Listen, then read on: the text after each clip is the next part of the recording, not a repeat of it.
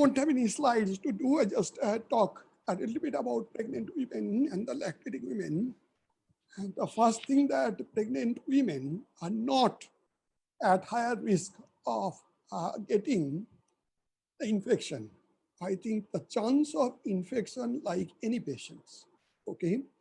But it is true because pregnancy is immunocompromised situations. So if they get infected, sometimes the severity of the symptoms may be more.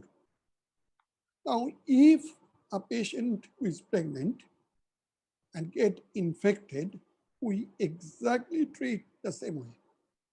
And that means that apart from the mother, we ask about the temperature, saturations, calpol, etc. We also ask them to check the baby's movement. And usually it's called count to 10. And it originated from Cardiff as well. So in the morning, 1 hour, in the afternoon, 1 hour, in the night, 1 hour.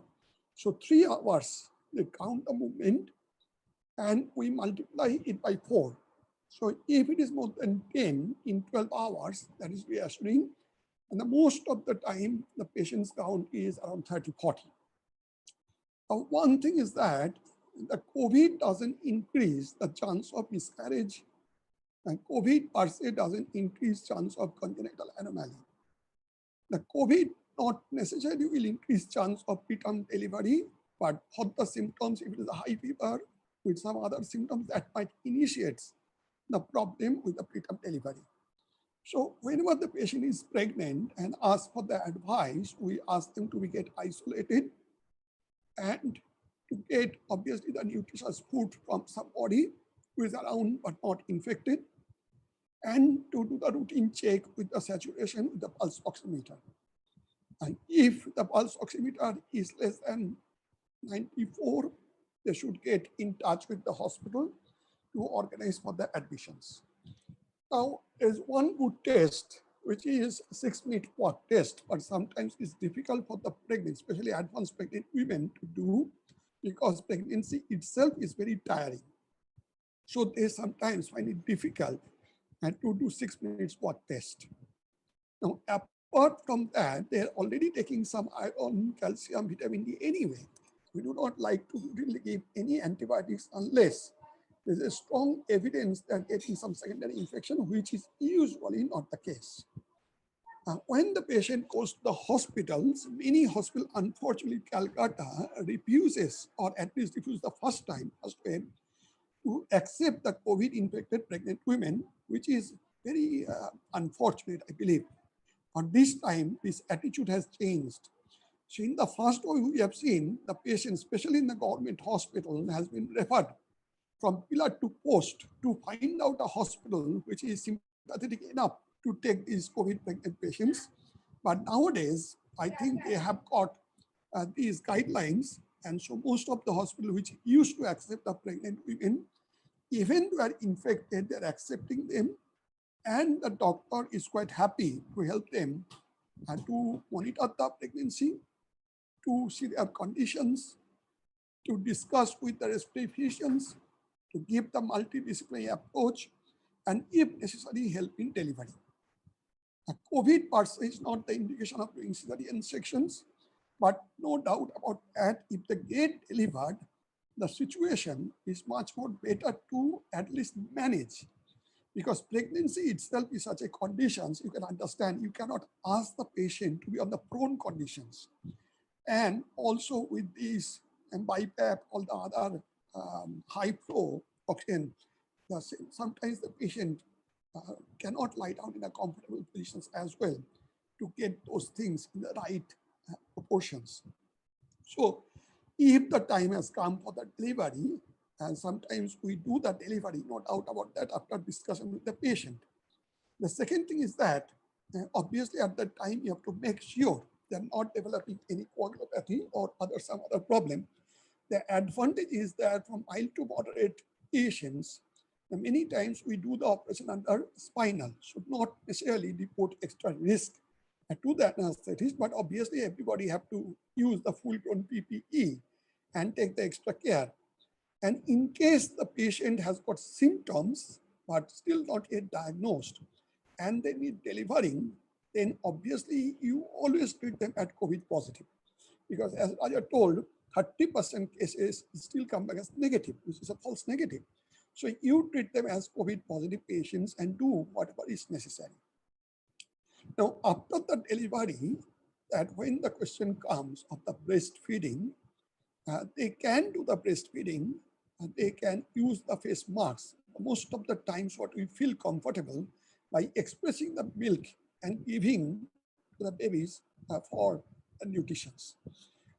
Most of the modern hospitals nowadays have left few neonatal beds for observing these babies who has delivered from the COVID mother, and they just observe the signs and symptoms for any unusual things.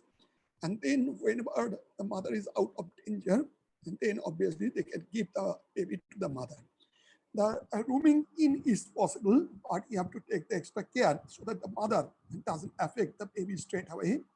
The second thing is that the vertical transmission of the pregnancy to the baby, initially that was a big no-no, that it cannot happen. But few cases we have found that the virus has been found or antigen has been found isolated from the placenta and amniotic fluid. So it is a very, very, very low cases. So there is a possibility vertical transmission, but so far it has not proved that too much bad thing for the baby. So that is the thing for the pregnant women and the lactating mother. For the vaccinations, I think that though there is no evidence on the Covishield or Covaxin, the only evidence from mRNA vaccine and the study which accidentally included the pregnant women, not necessarily intentionally, they included the pregnant women in their study, they found that it gives good protections. Initially, we got the recommendation from the ICMR or FOXC not to use vaccine for the pregnant women, but very recently that guideline has changed. Now they have told that we can use that vaccine for our pregnant women, but you have to understand whatever the evidence is on the mRNA virus, which is not yet available in India. Personally, I like them to get vaccinated because out of the vaccinations, the disadvantage and the advantage outweigh the risk anyway. The lactating mother also can get vaccinated, so that is not the issue here. So for the pregnant women and for the lactating mother, we do not do anything very different. We just treat them as normal as possible, like any COVID patients. But obviously, if it is a very severe COVID, sometimes it's very difficult to manage.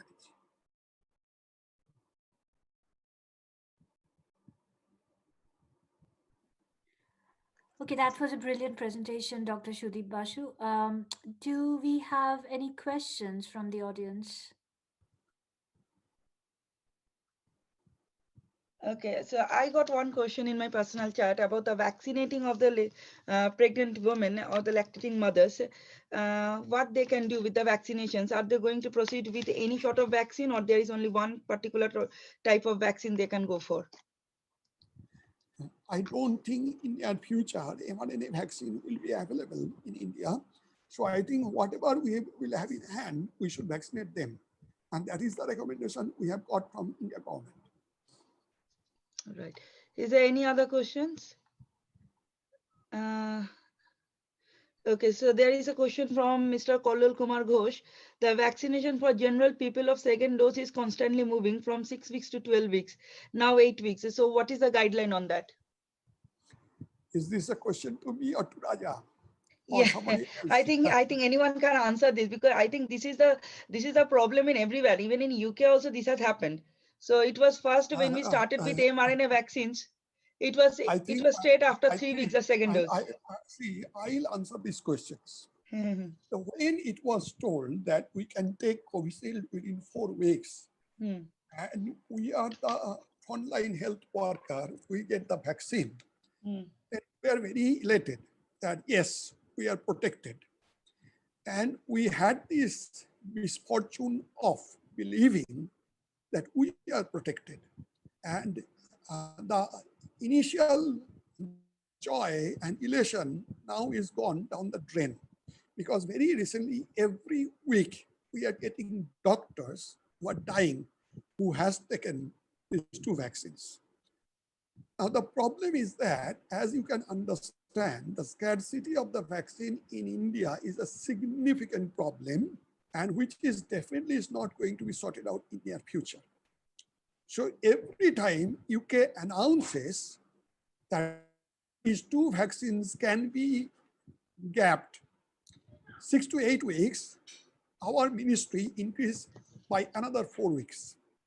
And it perfectly works for them, because then you get 3 to 4 months to replace the whatever the lack of vaccine you have done already.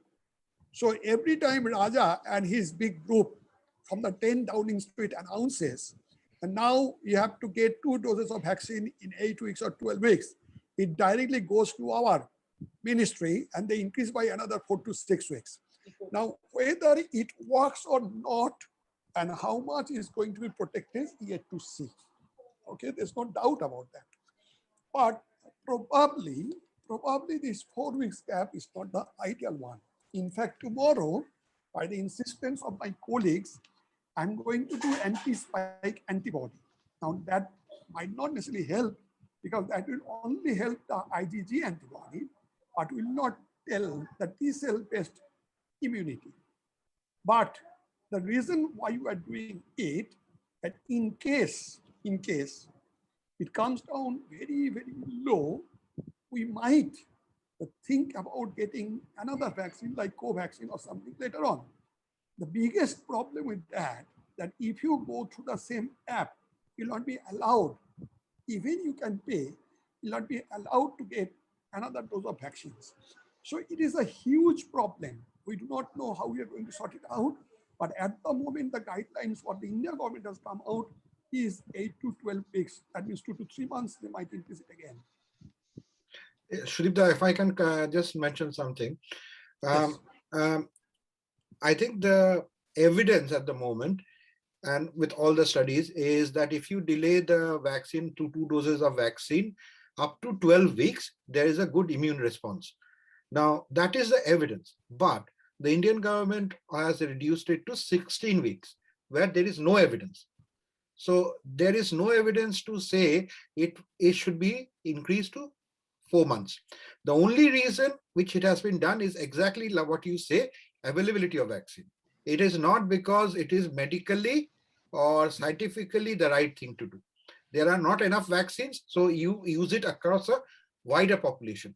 Things to remember, 2 things. One is that even if you have 1 dose of the vaccine, you have about 60% protection. If you have 2 doses, it obviously increases to nearly 90%. So much more effective.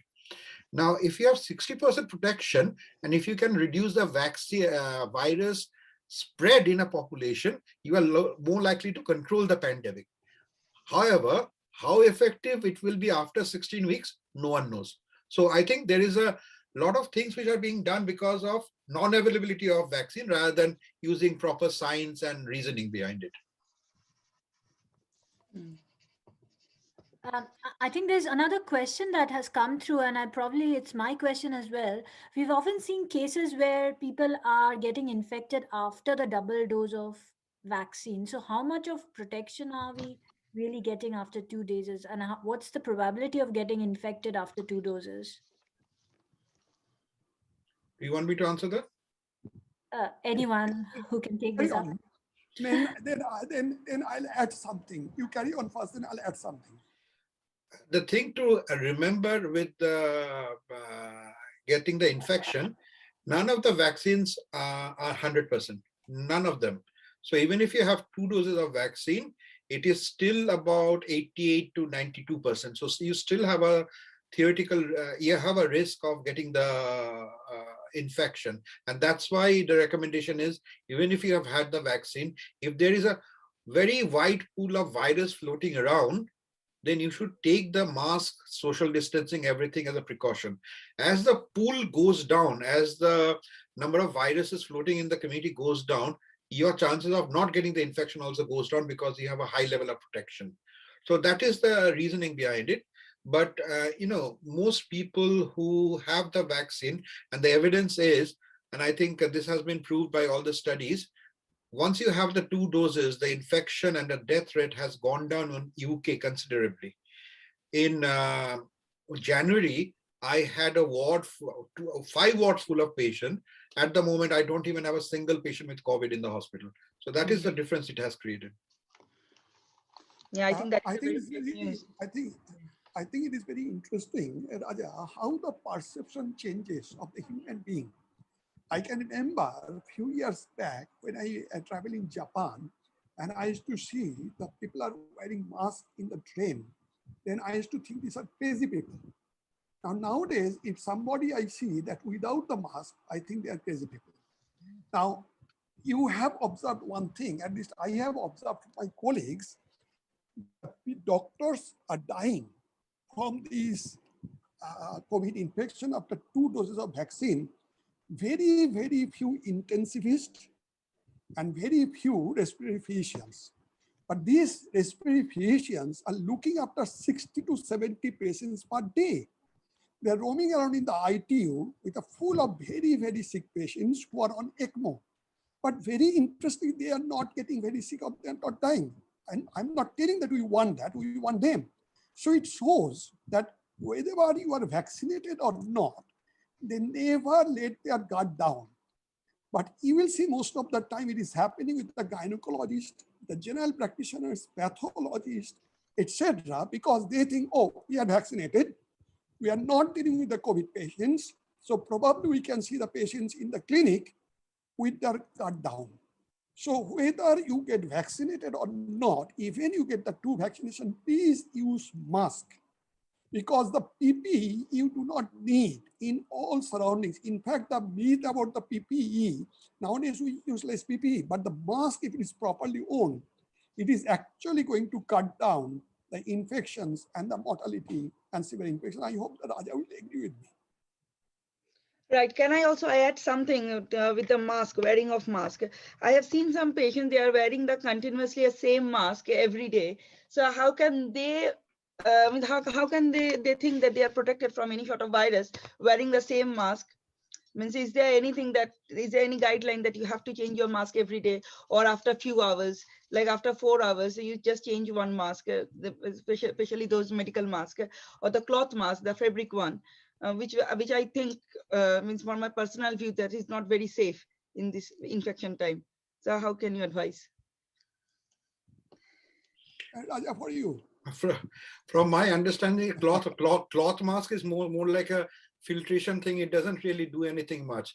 If you are in an area where there is a high virus load, especially in a hospital, a 3-layer mask or a N95 mask is the only one which will give you protection. Also, the fact is, if you are using a cloth mask and things, it will give you a lot of satisfaction that you are wearing something, especially outside when you are in the public area. But if there is a high virus load, it is not going to protect you at all. So if you're going to use something, use a proper mask, which is a 3-layer mask or an N95 mask. And one thing Sudipta mentioned, which is very interesting, is about respiratory physicians and how the death rate. And also the other thing is, some procedures are very high risk. For example, Arjun, the things which he does, it's very high risk. ENT surgeons, orthopedic surgeons, they are in a very, very high risk profession because of the spread of the virus during the procedures. So I think that also is a very, very significant risk factor as to what you are doing as a doctor. Okay, can I also mention something about the toothbrush, towels, these personal belongings? How are they going to look after this toothbrush, especially from the dental science? I have seen some guidelines about this toothbrush use, that those who are COVID affected, they should change their toothbrush immediately after few days, means after 17 days or 14 days, whatever the guideline says. Can I answer it? Yes, sir, please. The toothbrush used by COVID patients should be thrown away. There's just a very clear guideline about that. And I mean, there's one thing for sure, people don't really share toothbrushes. So that's good. And the toothbrushes used should be thrown away straight away. The towels should be sterilized or washed in soap water, cleaned. And that will do it. So is there any sort of degrees they should maintain when they are washing in the washing machine, like 60 degree or 90 degree towards the fabrics? In India, we don't have hot water washing machine. You just the soap is one of the biggest killer. I mean, Okay. the one thing that kills COVID is the soap. So use liberally soap and wash them with the water. Keep them soaked overnight if you want to, and just wash it next day. It's very easy to kill a COVID virus if you take a good bath with soap. If you wash your hands with soap, if you use detergents to clean your garments, and that usually get rid of COVID. Okay, there is one more question from Mr. Devashish Rai. Which one of this Covishield and Covaxin is better? Please, can you explain which one is better? Yeah, I think this is a question from my last few days. It depends on which one is available. Now, Yeah. also Take your way. it depends on Covaxin data is not yet been published, the stage 3 study, but I think it is due to be published very soon. So once we get that result, so it will be obviously much more useful. Covishield, I think, has got a robust data, although there is some risk about intracerebral clotting and the side effect. Although very minuscule, there is a risk, especially in the younger age group. But it is very difficult to compare because on one hand, we have very robust data on Covishield, but we don't have the data on Covaxin yet. Get whatever vaccine come in your way. Grab them Exactly. with your both hands and Exactly. just get it. Absolutely. I mean, we are short of vaccine. Beggars can't be choosers. No, no, I think it is better to just get some sort of protection at the moment. So rather Absolutely. than choosing. Shuni So sir, there is, just sorry, at least Devaruti, can I just take over? yeah, There is one question about what is the probability of the reinfection if a patient is already a COVID positive patient for few weeks. So is there any probability of reinfection from Shomoroy? somebody else answer it, or should I answer it? Reinfection. Yeah, I think that's the right person. So if you are talking about reinfection, if you after vaccination or after infection? No, suppose someone is okay. So both ways. So someone is COVID positive and has got vaccinated double dose, and is there any chances of reinfection? Or in between these two doses, someone has got COVID. Is there any chance of reinfecting again? I haven't seen anyone who has been vaccinated who has got infection, but I have seen a few patients who has got COVID themselves and has been readmitted with another COVID infection. But that is mainly because they have got symptoms, not because their RT-PCR has been positive. The question is whether they get reinfected or whether they have got some other infection and just the RT-PCR is positive because they are shedding the RNA virus. No one can be sure of, but they are being treated as a positive if they have symptoms. The PCR is positive, but it's not very clear yet. Okay, there is one more question simple question about immunity level in one's body. Can I just ask Devaruti to just confirm with Tapun Kumar? I have a simple question regarding immunity level in one's body. Is it after the vaccinations or after the COVID positive case? Am I audible? Yes, you are. Please go on. Very recently, I'm confused about one news. So far, I knew that the immunization level of one's body, if that is higher, then that will give a safeguard against the infection from the COVID-19. But very recently, one renowned doctor in India, I just like to name his name. According to his study, he's saying that when the virus enters in our body, it enables the cytokines which can fight with the virus, which is inside our body already, and the flowing out of those cytokines will make us more sick and make all the troubles in lungs and every organ of our body. Now, my question, whenever I go for vaccination, so that gives me immunization. So far, I understand.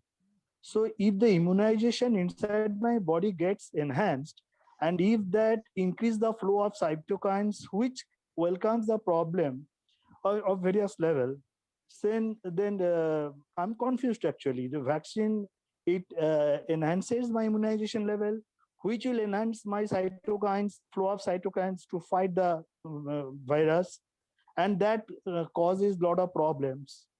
So what is the use of vaccination then?